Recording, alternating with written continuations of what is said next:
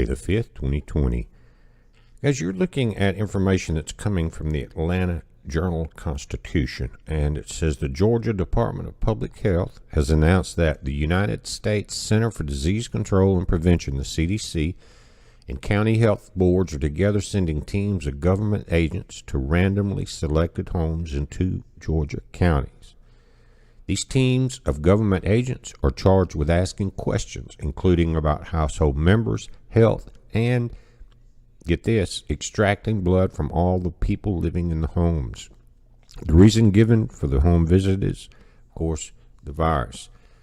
Now, this is J. Scott Trubay of, again, the AGA Constitution, that the government agencies are seeking the blood test for antibodies to the novel coronavirus to pinpoint who might have had COVID-19 and estimate how widely the virus has traveled. The guys, 2 of the counties, and they're near Atlanta, and so that makes it easy for the CDC agents. Now, there's good news in this for now, and that could change very quickly. It says people who live at the 420 randomly selected homes are free, Trubay writes, to refuse, listen, to refuse the questioning and blood drawing by the government inquisition and phlebotomy teams that show up at the front doors. But in reality, now this is what's important. This is, if you're in this area, and you may want to prepare regardless of what area you're in. Again, this could change. But it says that, but in reality, people often find it hard to muster the courage to say no to government agents who accost them in person, asking them to comply. People are intimidated. And the way they're doing this is exactly that. They think that even if they say no, the requested action will still be taken anyway, plus they will suffer additional consequences for resisting. Think about it. That aids police efforts both to get people to say incriminating things and to obtain permission to search people and property, even from people who know evidence of a crime is likely to be found. One report shows that government teams knocking on doors are employing some of the looks of cops in their effort to obtain maximum voluntary compliance. Uniforms, government badges, official letters are all part of the process, just like when cops show up for a home search holding a warrant. Health workers conducting the survey, listen, have CDC vests and badges. The new release said, and are carrying a letter from the CDC and the Georgia Department of Public Health.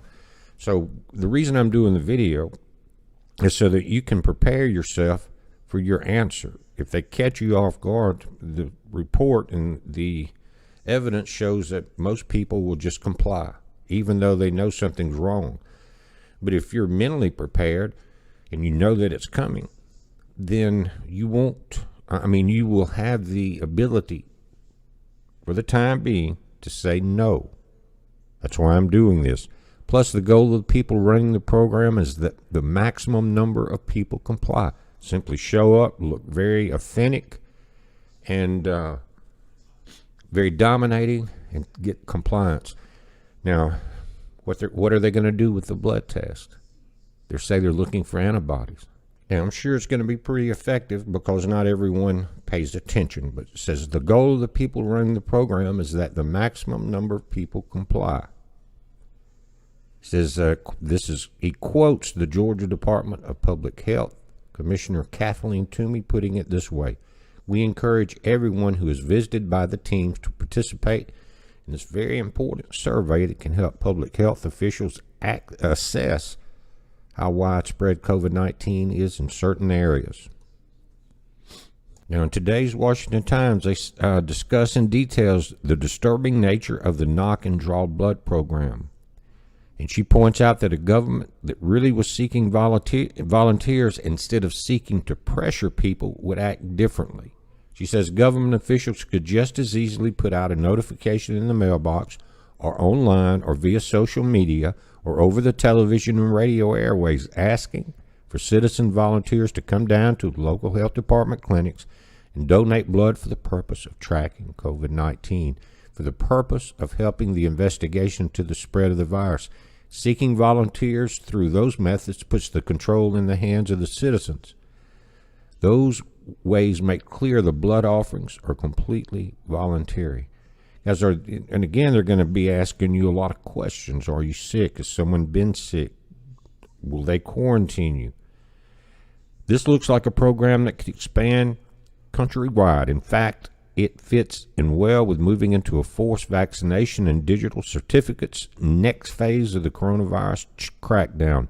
Doing a test run in Georgia makes sense because the CDC headquarters is there. It asks a question, so what's your plan for when government agents come for you and your family's blood? The government inquisition and phlebotomy teams are acting much like cops, seeking to pressure people into providing private information and even their blood. A generally sound course of action with cops is not to talk to them and not to give them permission to do anything. The same course of action can be employed with these government door-to-door agents.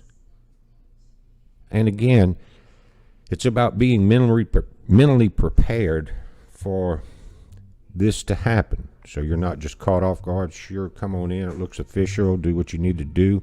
Don't talk. Tell them you're not participating. Right now, it's voluntary. So don't be caught off guard, guys. It's a heads up. Be safe.